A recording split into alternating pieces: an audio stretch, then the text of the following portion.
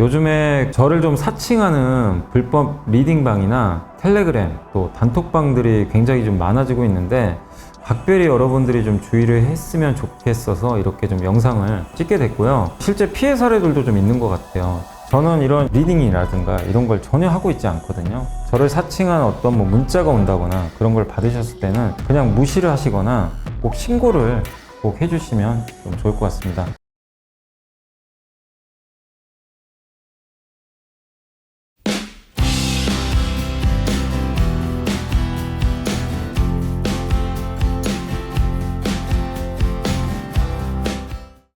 네, 안녕하세요. 염승환 이사입니다. 자, 오늘 2024년 5월 22일 시장 함께 읽기 시작하겠습니다. 제가 사실 지금 오전에 찍고 있고요. 지금 이제 제가 오전에 나가야 돼요. 나가야 돼가지고 어제 말씀드린 대로 제가 지방에 이제 좀 그 일이 있어가지고 사실 좀 강연회가 하나 있습니다.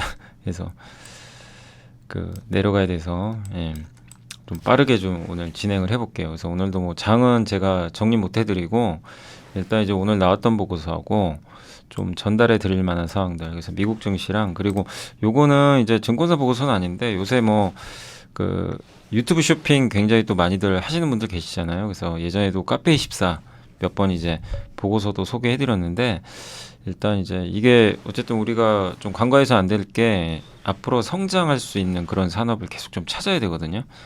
네, 그런 거 중에 하나가 유통 쪽에선 저는 이제 이런 유튜브 쇼핑 같아요. 그래서 거기에 대해서 굉장히 또 잘 쓴 건데 디지털 인사이트라는 그 사이트가 하나 있습니다. 거기 들어가시면 장준영 씨가 쓰신 글이에요. 그래서 굉장히 글도 잘 쓰셔가지고 그래서 앞으로도 계속 제가 뭐 증권사 보고서만 소개는 하진 않을 거예요.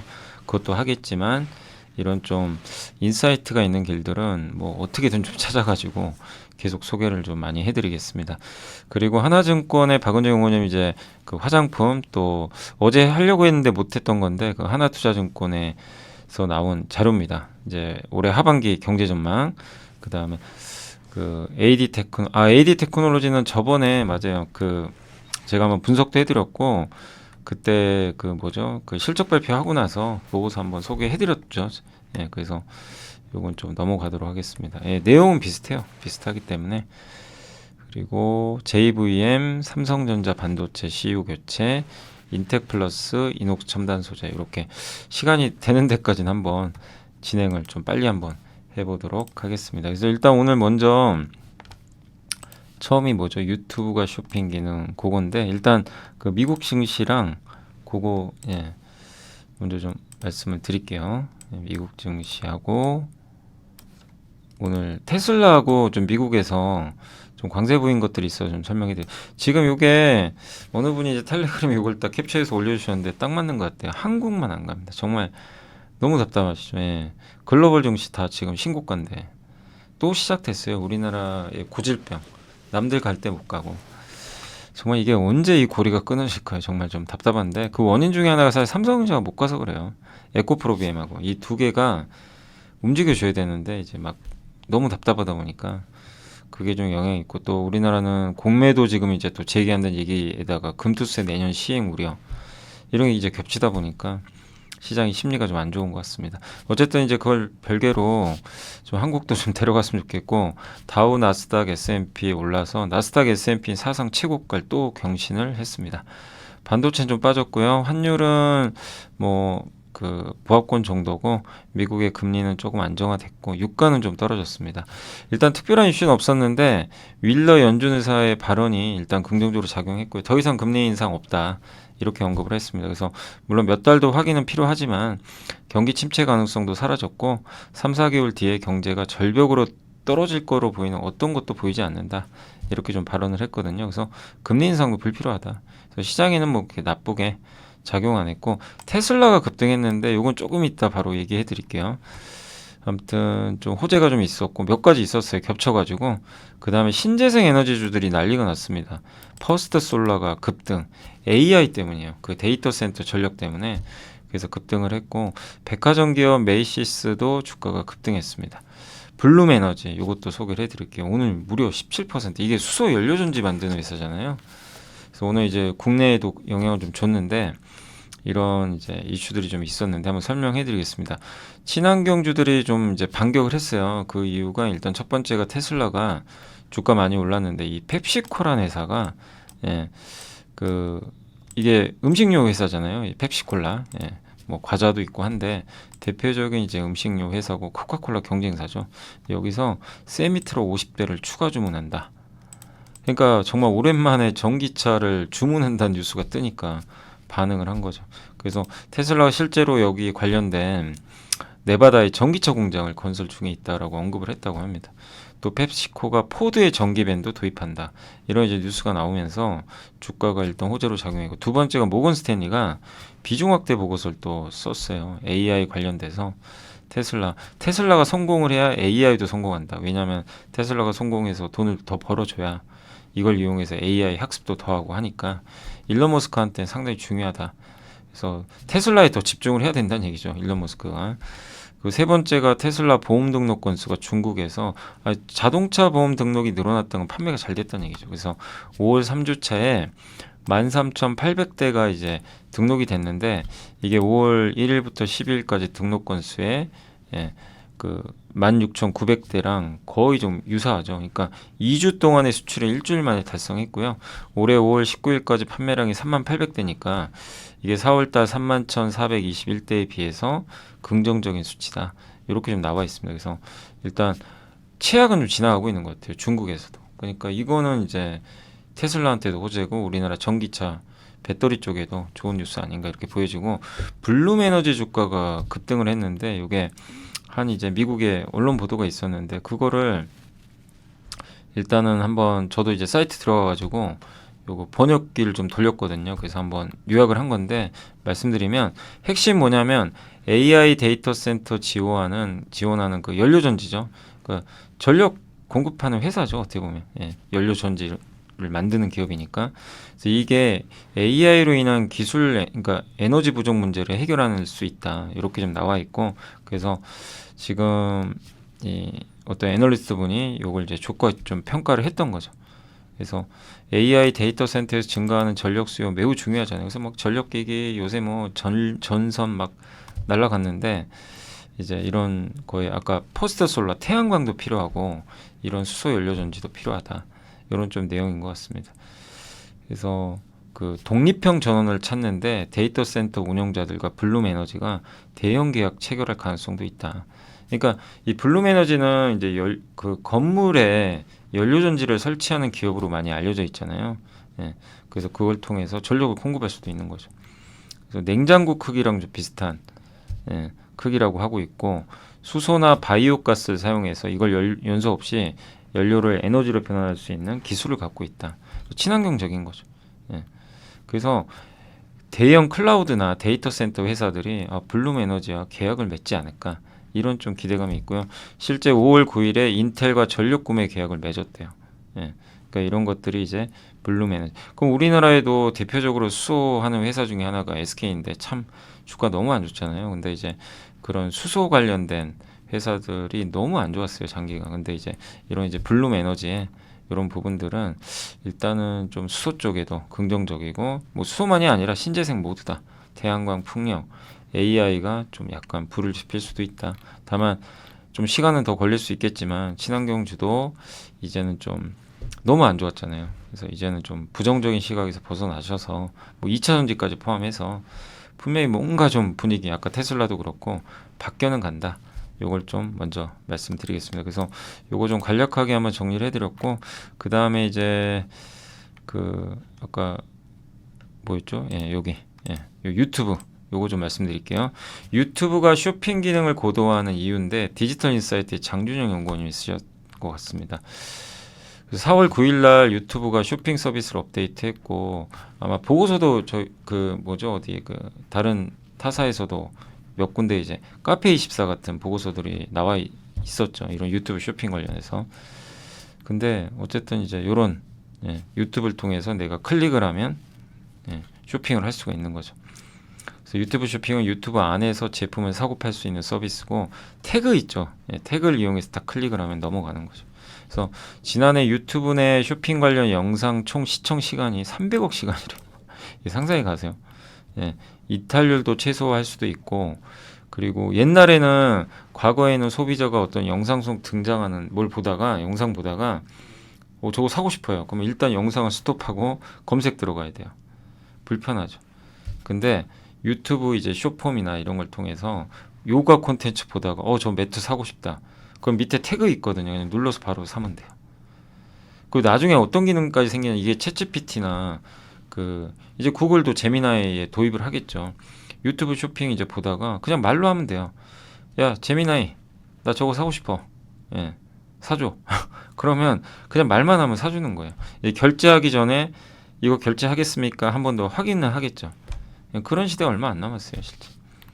정말 편리해지는 거죠.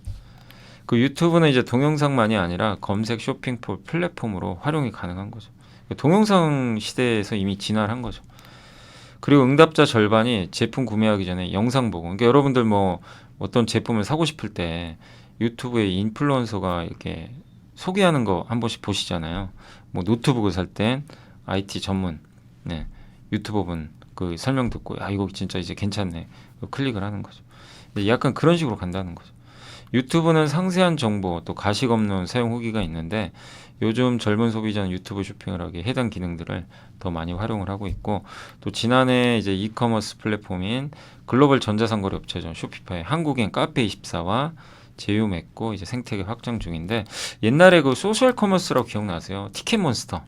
여러 명이 모여서 어떤 그 상품을 구매하면 뭐 가격을 깎아주고 특정 시간에 어떤 식당에 가서 식당의 그 식사권을 아주 반값에 살 수 있고, 그거 몇 년 전에 유행했었잖아요. 근데 지금 이제 거의 없어졌긴 했지만 그게 이제 미국에선 그룹폰 같은 시장이죠. 그게 이제 소셜 커머스의 원조인데 지금 이제 유튜브가 이제 그런 걸 대체할 가능성이 높아졌고, 인스타그램의 릴스라고 요게 이제 아주 짧은 동영상 요건데 여기에 이제 쇼핑을 결합을 한 거죠. 그래서 이걸 보고 거기 나오는 이제 쇼핑몰 또 접속도 하고, 그러니까 이 짧은 동영상이 이 시장을 만들어 버린 거죠. 그래서 트래픽이 이쪽에 많이 몰렸고, 요새 Z세대 분들은 그냥 늘상 보시잖아요. 그래서 이 쇼폼 시장 규모가 올해 52조에서 무려 5년 동안 60% 연평균입니다. 어마어마한 거죠. 그러니까 이렇게 성장하는 시장이 우리가 AI만 있는 게 아니에요. 이 시장도 실제로 분석을 해보시면 굉장히 고성장하고 있는 거예요. 그래서 네이버 검색을 활용해서 옛날엔 쇼핑을 많이 했지만 지금 유튜브나 인스타를 보면서 하는 거죠. 그래서 실제 쇼핑 광고 많이 접한 미디어 순위를 살펴봤더니 1위가 유튜브입니다. 그래서 예전에는 소비자가 포털에서 제품 검색했는데 최근엔 동영상. 그래서 그런 얘기도 나와 있고, 또 인플루언서의 영향력이 굉장히 커지고 있어요. 내가 좋아하는, 그러니까 옛날에는 소비가 어떤 소비였어요? 연예인들이 광고 나와서 뭐 예를 들면 이제 옛날에 전지현 씨가 뭐 어떤 그 유명했잖아요. 그 치킨 광고. 그런 거 보고, 옛날에 이효리 씨가 애니콜, 뭐 되게 오래된 얘기지만 그런 거 보면 진짜로 제품의 영향력을 막대하게 줘서 잘 팔리기도 했죠. 근데 지금은 이제 그런 시대는 끝나가는 거죠. 뭐 연예인보다는 이런 인플루언서, 특정 장르, 그리고 저 인플루언서가 메가 인플루언서 아니고도 그 1000명밖에 안 되는 만약에 팔로워가 있더라도 광고가 들어오는 거죠. 진짜 찐팬들이니까. 그래서 그런 분들의 영향력이 점점 커져요. 그러니까 기업 입장에서도 오히려 연예인보다는 그런 인플루언서가 더 광고 효과가 훨씬 큰 거죠. 그렇게 좀 바뀌고 있는 것 같아요. 그래서 Z세대 소비자는 쇼핑몰이나 이런 대형 광고 믿지를 않아요. 후기를 믿지를 않고 실망한 경험들이 있으니까 아예 인플루언서가 직접 자기가 사용하고 한 거, 이걸 따라가는 거죠. 그래서 Z세대가 쇼폼으로 또 쇼핑하는 방식 중에 또 하나의 특징이 충동 구매도 많이 한대요. 그래서 쇼폼 보다가 저거 괜찮아 보인다, 그냥 클릭. 그런 경우도 있다고 합니다. 아무튼 쇼폼이란 매체가 등장했고, 영상 콘텐츠로 제품 검색을 하고 그걸 통해 또 인플루언서의 도움을 받아서 이제 구매를 하는 게 지금 현재 젊은 분들의 특징이다. 그리고 25에서 34세가 소셜 커머스, 요거 SNS를 활용해서 구매를 하는 거죠. 요 연령층이 제일 넓고요. 특징은 어쨌든 충동 구매, 요게 좀 많고, 그 다음에 크리에이터 내가 신뢰하니까. 그래서 89%가 이제 크리에이터 추천을 신뢰하고, 그 다음에 되게 또 자세하게 설명도 해주네요. 영상으로. 뭐 예를 들면 저 같은 경우는 이런 주식시장이나 기업이나 이런 것들에 대한 아니면 뭐 이런 내용들을 제가 굉장히 자세하게 분석을 해드리잖아요. 뭐 그런 것처럼 그 이제 이런 특정 어떤 유튜버 분들이 어떤 제품을 상세하게 뭐 헬스 하시는 분들은 헬스에 도움이 될 수 있는 고단백질 음식을 어떤 크리에이터가 설명을 해주면 그걸 또 클릭해서 사겠죠. 그런 거죠.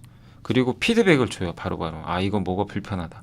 그러면 기업들도 되게 좋아요. 저 피드백 바로 받아가지고 개선하면 되니까. 그러니까 서로 윈윈할 수가 있는 거죠. 즉각적으로 윈윈이 가능한 그런 거고. 다만 한국은요, 유튜브가 1등이에요. 미국은 인스타그램이 1위입니다. Z세대가. 이 소셜 커머스를 할 때 국내에는 유튜브 짧은 콘텐츠 있죠. 쇼츠. 요걸 보고 구매하는 게 가장 1위라고 합니다. 그래서 우리 한국에서는 만약에 어떤 기업들이 그러니까 이게 되게 의미가 있는 게 꼭 투자만이 아니라 이제 기업 운영하시는 분들도 특히 저는 이거 보면서 이마트가 이런 쪽으로 좀 가야 되는 거 아니야. 어제 이제 이마트의 정용진 회장 이제 기사도 한번 소개해드렸지만 이마트가 좀 고전하고 있잖아요.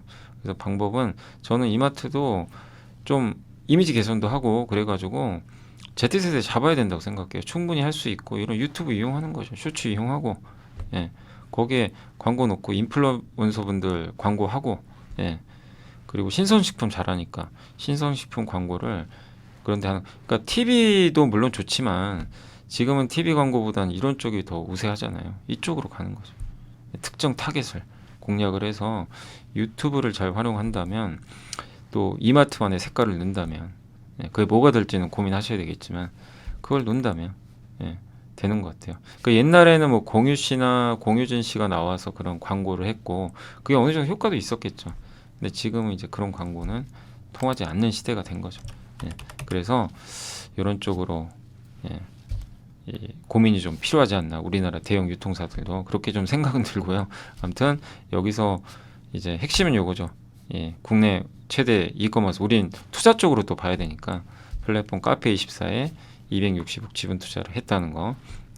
네이버도 투자를 하고 있죠. 쇼핑 라이브 지금 유튜브랑 이제 경쟁을 해야 되니까. 그래서 아무튼 한번 이런 시장도 지금 커질 수 있다라는 하나의 또 내용이니까 한번 여러분들이 잘 살펴보시고 또 공부를 해보시면 되게 또 재밌지 않을까라고 말씀을 드리겠습니다. 그 다음에 이제 화장품 보고서인데 요것도 한번 설명해 드릴게요. 우리 뭐 요새 화장품이 대장주잖아요. 그래서 정말 많이 갔는데 중국보다 이제 더 큰 시장으로 가고 있어요. 화장품 이렇게 이익이 실제 늘고요. ODM 비중이 이렇게 커진 거 보이시죠? K-뷰티 관심도가 이렇게 늘었어요. 그러니까 K-팝에서 K-화장품으로 좀 넘어가고 있어요. 한국 수출에서 이제 중국을 이겼어요. 비중국향이 훨씬 많아졌고 중국향 수출도 이제 조금 회복되고 있고요. 그리고 미국 시장에 우리나라가 지금 많이 진출하고 있는데 글로벌 화장품 시장은 연평균 4%인데 미국과 일본에서 지금 점점 성장률이 높죠. 그러니까 글로벌 전체 화장품에서 한국 비중이 점유율이 2위입니다. 이 미국 제치고 수출 쪽에서 대단하죠. 그리고 일본이 가장 침투율이 높고 미국이 이제 그다음. 특히 이제 일본, 미국에서 성장이 굉장히 가파른 편입니다. 한국 화장품 그러면 많이 사는 거죠. 그리고 이커머스랑 이제 H&B, 저 올리브영 같은 걸 이제 H&B라고 하는 거죠.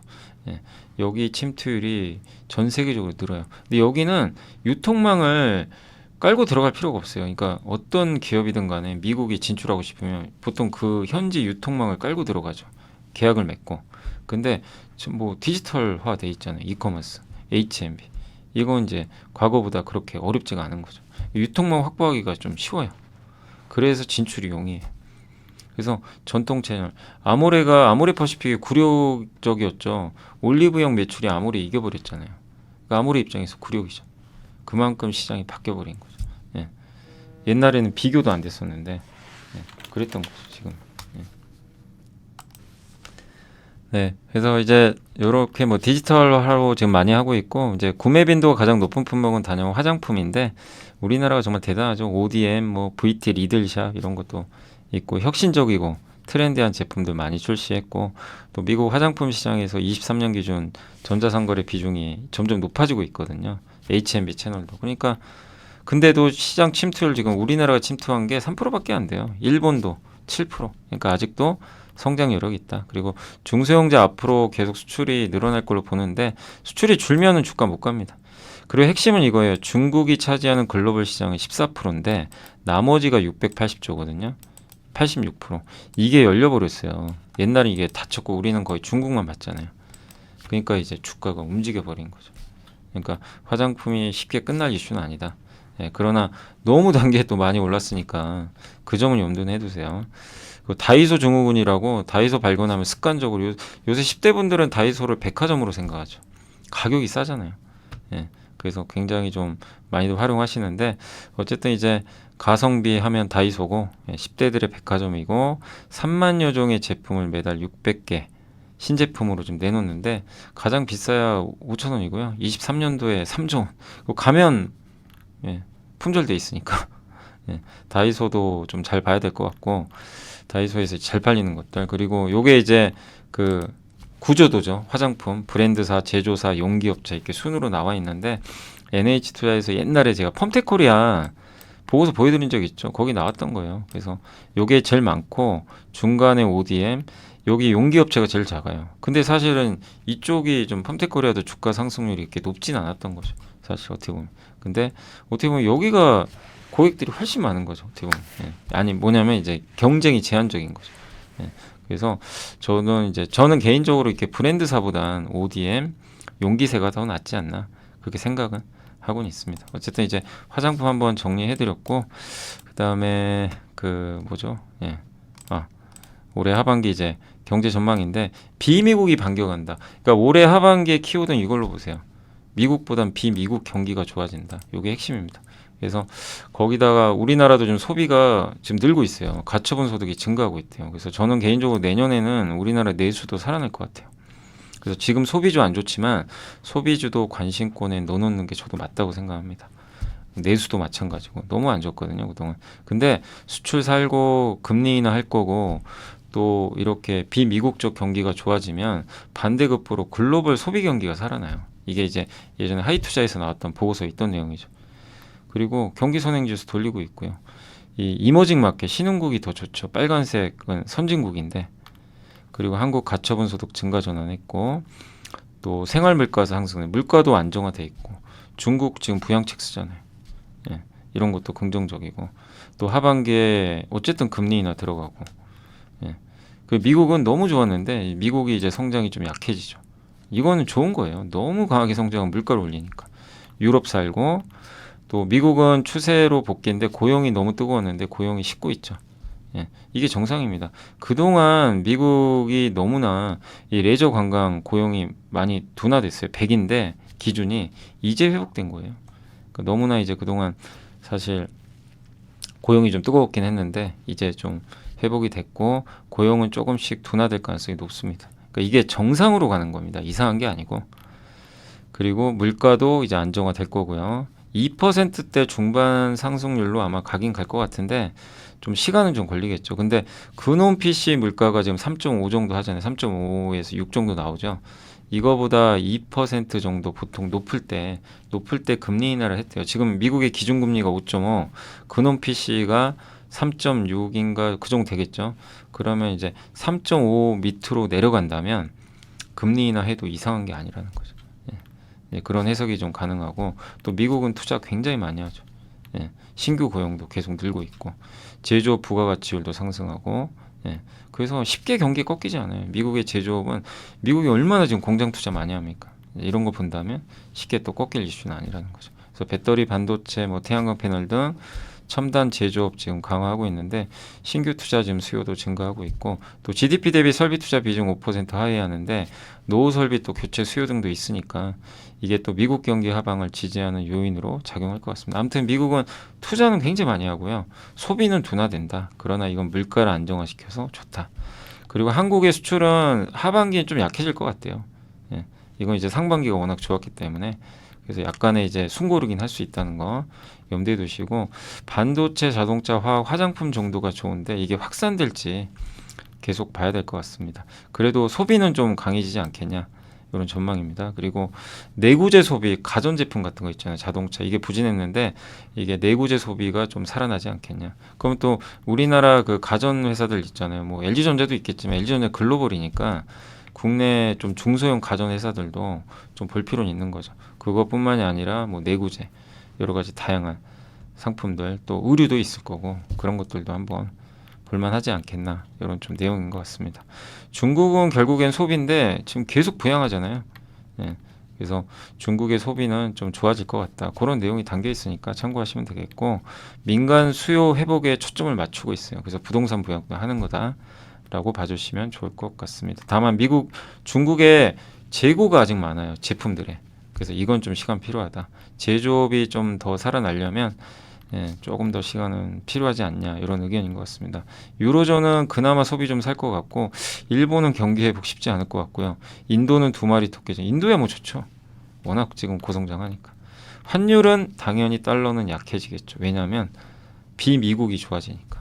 그죠? 그래서 지금보다 환율은 좀 낮아질 수 있다. 이런 좀 내용들 또 참고 한번 해주시면 또 좋을 것 같습니다. 자, 그래서 한번 말씀드렸고 오늘 제가 보고서 다 보여드릴 수 있을지 모르겠는데 지금 일단 가야 될 것 같아가지고 아이고 이거 죄송합니다. JVM은 이제 이 자동화 조제 장비죠. 약국에 쓰이는 이거 제가 한번 설명드렸던 기업이죠 예전에. 그래서 요거 한번 신한투자에서 나왔던 자료인데 핵심은 1분기 실적은 좀 생각보다 그렇게 좋지는 않았거든요. 근데 이제 2분기가 좀 중요할 것 같고 그걸 한번 봐야 될 것 같고 삼성전자 반도체 CEO 교체했거든요. 그래서 이분이 전영현 부회장님의 삼성 SDI 전 대표죠. 이분은 안 쪘어요. 근데 이분은 굉장히 공격적인 스타일이래요. 그래서 원포인트 인사를 했는데 좀 뭔가 공격적인 투자나 HBM 추격하지 않겠냐 이런 내용이고 인텍플러스 같은 경우는 1분기 실적 안 좋았습니다. 기판 때문에 그래요. 패키징 기판이 아직은 업황이 그렇게 썩 좋지 않거든요. 그래서 하반기에 돌리면 좋고 다만 인텔의 투자가 계속 늘어나니까 이 점은 긍정적이다. 이렇게 봐주시면 되겠습니다. 이녹 첨단 소재는 OLED TV가 핵심이에요. 그래서 그것만 좀 잘 되면 좋을 것 같고 오늘 김은호 연구원님이 목표 주가를 올렸으니까 참고 한번 하시면 좋겠습니다. TV가 핵심입니다. 여기 돼야 되고 내년에 리튬 이제 생산 들어가니까 그것도 한번 봐주시면 좋을 것 같습니다. 제가 좀 이렇게 시간 관계상 좀 짧게 말씀드렸고 내일 다시 좀 해드릴게요. 좀 디테일하게. 그리고 마지막으로 공시는 좀 봐드려야죠. 공시까지는 한번 봐야 되니까 오늘 어제 HD 현대 정기선 부회장님이 장내 매수를 했고요. 저희 당사에서는 김홍규 대표님, 저희 사장님도 매수가 들어왔습니다. 그래서 저희 임원분들이 굉장히 많다기보다는 많은 분들이 이제 자사주 매입은 좀 하고 있다 이렇게 보시고 어제 티라유텍이 이제 로봇 관련된 거죠. 스마트 팩토리 구축할 때 그거 2차 전지에 들어가는 그 수주가 좀 일부 있었다라고 말씀을 드리겠습니다. 오늘 실적 추정치 상향은 아까 이녹스 첨단 소재입니다. 그렇게 해서 일단 죄송한데 좀 마무리를 오늘 여기서 하도록 하겠습니다. 오늘도 좀 시장이 좀 답답하긴 한데 오늘 좀 양해해 주시고 못다한 건 제가 내일 좀 말씀드리겠습니다. 죄송합니다. 아무튼 내일 또 찾아뵙겠습니다. 감사합니다.